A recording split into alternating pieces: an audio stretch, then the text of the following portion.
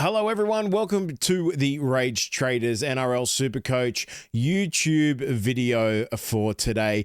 We are looking at 6 potential pods you can look to grab now or in the next week or so that could propel your Supercoach fantasy side to the next level. Now, at the moment, I will be honest with you, it is quite hard to find a nice, solid pod. Now, that isn't to say that we can't find any, but what I've tried to do is I've tried to go 5% ownership or less.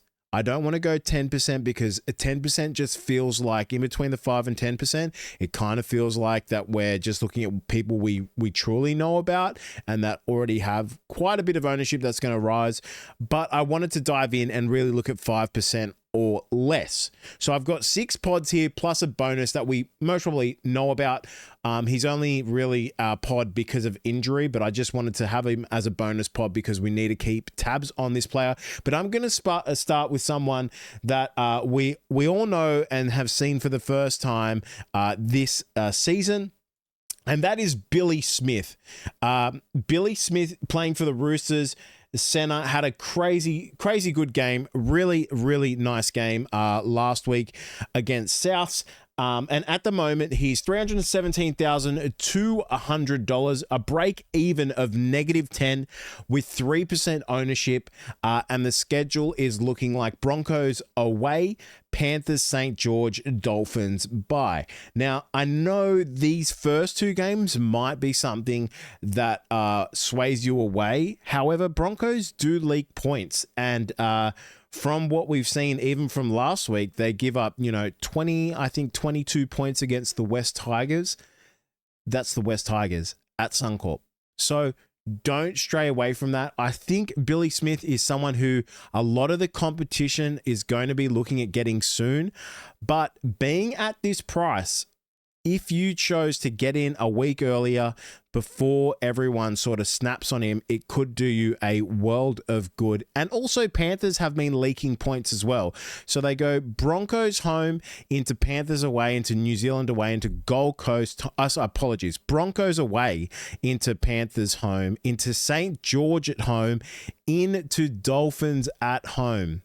So for those of you that own Tedesco, that is a nice little schedule that he could be coming into as well. But Billy Smith, CTW, 317,200. Keep him on your tabs because he's definitely a good player. Next one I'm going to speak about is someone who I have actually brought in. I'm trying to get a week ahead on this guy. Before the competition does, and I assume he's going to have a good week. If he doesn't, he doesn't. That's just how the cookie crumbles. But he does play for the Sharks, and it is, apologies if I pronounce this completely incorrectly, Mawene Hiroti. This guy is the replacement for Kyle Iro, who is still really doesn't have like a certain time of comeback, and apparently there's been more issues around it. So his spot seems absolutely brilliant at the moment. 288,000, a break even of -19 with a 3% ownership. They go into Manly at home, Newcastle away, West Tigers away, Parramatta home, Manly away. So this guy, I think, could definitely be a great pod, but also a cash cow. I won't be surprised if next week this guy is one of the biggest traded in CTWs. We will get into my trades also at the end of the video because I have done them and I'm very happy with them. But yeah, Mawene Hiroti, CTW, a lot of people are going to be looking at even this round and next round, moving Shibasaki, moving Arthurs, even downgrading Garrick and making cash. This is something I'm trying to get ahead of now, and beating people by a week to do. It could be a horrible plan. It's just what I'm going with. But yeah, keep this guy in your tabs. He had a really good start, base of 46 as well. Really good in 80 minutes, 77 points. That's beautiful. He is just a beast from what we hear. So keep him on your tabs. Next, I'm going to speak about someone who we all know the name of, but I think is at a very close time where we can buy him. a lot of people, not a lot of people, some people saying wait for the buy, but I think the time could be now, and that is Scotty Drinkwater. Now, there have been a lot of issues around fullback. Turbo, even Reece Walsh, even Ponga, a lot of people are trading out because of he's just up and down. He's more up and down than an elevator, let's be honest. And I'm not saying Scott Drinkwater is the go-to answer, but let's just remember how awful Cowboys have been playing before last week. So in that, he goes 72.65, 52, 76, 74. Now, at the moment, he is 690,500. Obviously, fullback, break even of 63, 4.1% ownership. Goes into Souths, who are just injury riddled at the moment. So Souths away, bye. Gold Coast, New Zealand away, Panthers, Manly, bye. Now, I know that sounds very rough in terms of the double bye. You could wait for the Souths game and then go into Gold Coast, New Zealand. But I just think if you grabbed him now and he has a 100-point match, it's just going to be absolutely amazing to own him and know that you own Scott Drinkwater coming in to a Gold Coast, New Zealand 2-round matches. Like, it's just something you will take a gamble on it, but can it get any worse? Can he bottom out anymore? Most probably not. I think this is the point where if we get him after the bye, we're going to be paying up a bit for him. But if we get him now and you want to take the risk, I think now is the time to do it. If you wanted to wait till after the second bye, however, you are looking at West Tigers into Melbourne, into Dolphins into Roosters, into Gold Coast, into Melbourne Bulldogs. So it gets a tiny bit more up-down in terms of versing good, versing bad, versing good, versing bad. So just watch out for that. And that's why I think you could actually play at him now. Next, a big talking point. Some people have been talking about him. I think a lot of people just going another direction for now, but I really, really like this guy. Hudson Young from the Canberra Raiders, 688,000. So you are paying for kind of a premium, close to break even of 60, 3.2% ownership. Has Para away, which is in Darwin. But now with the Lomax news, that kind of beefs him up a bit. I just feel like I don't know what Para's going to do this game. Gold Coast away, Dolphins at home, Melbourne away, Bulldogs home. So those two are going to be tough games. They do have Bulldogs at their home, but I think even if you move him after the Dolphins because he is going into Origin, that is completely fine. And this could be your little 3-round play that you've got for Hudson Young where you go, you know what? I'm going to have him till round 9, maybe even round 10 if he has a really good break even. And then just be like, you know what? When he comes to versing Bulldogs at home, ship him off. You've done your job. You might have got me 300 points. Thank you so much. Made me a bit of cash. See you later. So that's what I'll be looking at, but really, really good in terms of just a player, how strong he is. Just absolutely bulldozed last week. Obviously had his best match, but what we're noticing is the base is increasing a bit there as well. Or just sort of standard. I shouldn't say it's increasing a bit, like he did have his lowest base against the Sharks, but he's just a good base player. There's nothing wrong with him. He's hard. He works hard every single game. 80 minutes generally. The 70 minutes kind of puts me off a bit, but that's just what it is. But yeah, that's Hudson Young for you, and look into him. I know he's a bit of a heavy price, but he's a very, very good player, especially in a 2RF where the Ola Kawatu's, they get lucky and then they have a 30 game, and then, do we look at going someone like Hudson Young and going a bit sideways there? Next, I have Murray Talagi. I just think I know you're most really thinking, why is this guy loading up on Cowboys? But we're seeing an improved Cowboys side. Currently, he's at 605,500, a break even of 28, 0.9% ownership, going into a South team that's injured. Obviously, we've got the bye, same as Drinkwater, obviously, Gold Coast, New Zealand. Even though his base is quite low, they just go to the left so damn much. this is where we're seeing Purdue and Murray finally kind of like get the oil running together. The cogs are turning, things are clicking. This could be the time where he really fires because of that. And he could be a nice little pod. I would say out of everyone that I've mentioned so far, he would be the most I'm concerned about just due to the base. But still, he's a great pick if you did want to take a gamble. And again, at the moment, it's super, super hard to find pods, but I did think he was worth a mention. Next, I have someone who I think should be talked about a bit more. I was speaking about him in the group, Grant Anderson. Now, obviously, I'm speaking about him not just because of his monster 133 points against the Manly Seagulls, but one, he has an absolutely amazing draw coming up, a break even of -22, 0.6% ownership, which I find wild, coming into New Zealand Warriors at home, Dolphins away, Souths at home, Canberra at home, West Tigers at home, Sharks away, into a bye.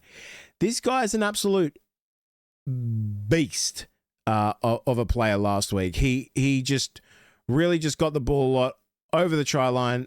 I think he did like this play where he absolutely, was it DC? I can't remember exactly. He just carved up someone in sort of a one-on-one situation.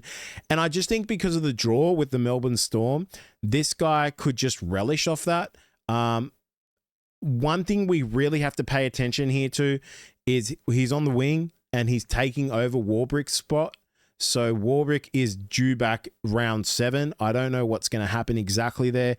Does he just shift to centers?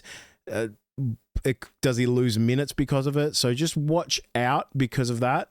But I did have to mention him because someone that can go 133 points, being at 0.6% ownership in the best team at the comp at the moment, is you just cannot mention him. You know, you have to give this guy a mention for what he's been doing. Again, the base is quite low, but in a team like this where they're just absolutely pouring on points, that's when I'm lesser concerned about that compared to a Cowboys player like Murray Taulagi. So yeah, Grant Anderson, keep him on your watch list, but I think if you did have a go at him, it would be right now. You wouldn't wait, because if he has like another 70-plus game, he's just going to be a bit too high to try and reach. But yeah, Grant Anderson. And the last person we need to just keep tabs on because of his price and an injury I wanted to speak about, Zach Hosking. Put him on your watch list if you haven't, because in the first 2 games, the base was really good. He averaged 61 minutes, break even of 37. You can see here that his base is just really, really nice, going into a real good draw. Expected back around round 8, which is also good for your Matty Nicholson owners. But I just think he's someone that we do need to keep tabs on because he's a very good player. The problem is he's just injured at the moment, so we don't know when he's really back. So again, just a little bonus pod for you there that you just need a watch list, because I'm not sure how many people are just going to go after him straight away when he comes back, but he could do some work there, especially with the draw that the Canberra Raiders have. But yeah, it might be a bit too late for that, because if he does come back in round 8, they go into Melbourne Bulldogs. But just someone I wanted to tell you to keep tabs on. Let's go into my team. So, welcome to the El Timio, 645 rank at the moment. Now, I'm pretty sold on this, but my team goes as follows. Boosting, taking out Mamazelis, bringing up Connor Watson to the hooker position, and then selling Valepu to then bring up Horsburgh to the FRF and bring in Young and Kant.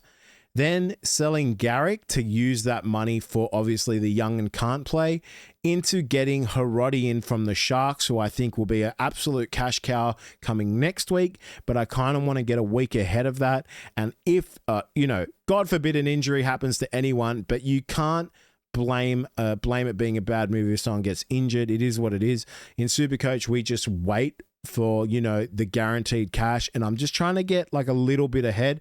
With the Lomax news with the fractured foot, I just think Hudson Young could be a bit of a play here that I really like.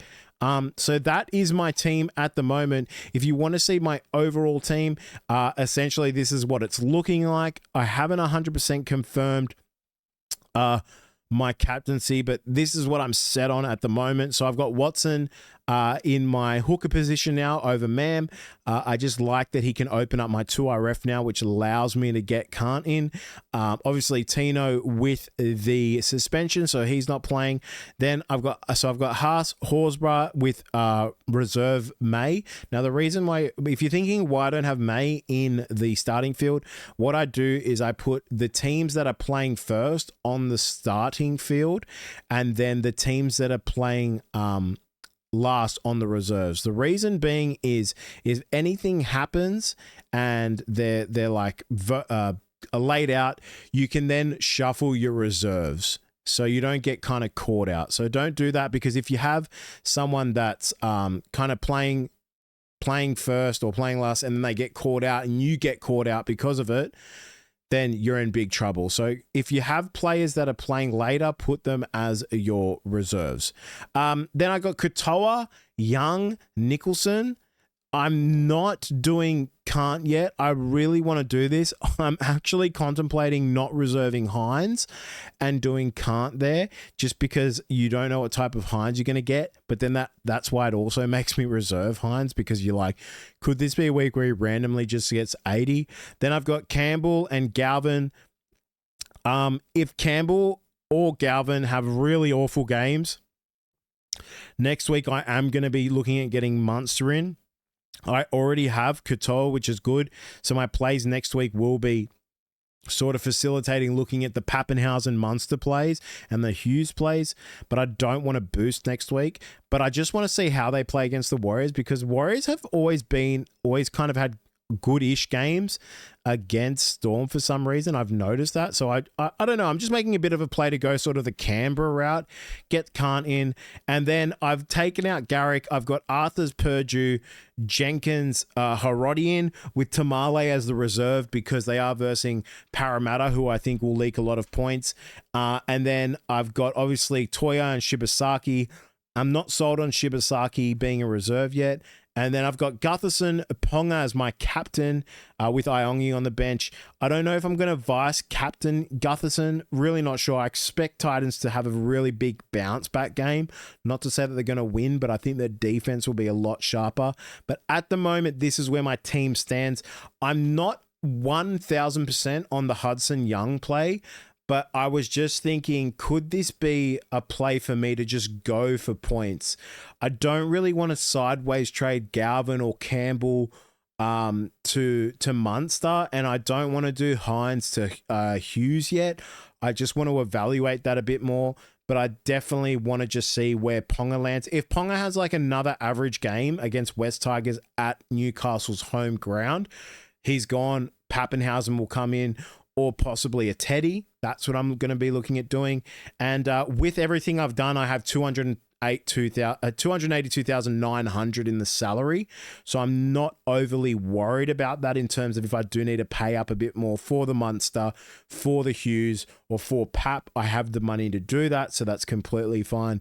Let me know what you're thinking this week about your trades, what you've set on doing, your captaincies, and also what you think about the pods, or maybe there's a pod I've missed that you're like, hey, what about this person? Let me know in the comments below. Thank you for supporting the channel, and thank you for subscribing. Please subscribe if you haven't and you want to see and hear more NRL Supercoach content from myself. And good luck this week. It's a week I'm pushing for some points, and we'll see how we go. But yeah, I will let you guys know if I decide to go a different route with the trades.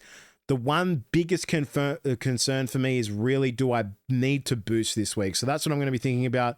But again, comment below, support the channel, and happy to answer any questions. Take care. Good luck. See you on the next one. And thanks for watching.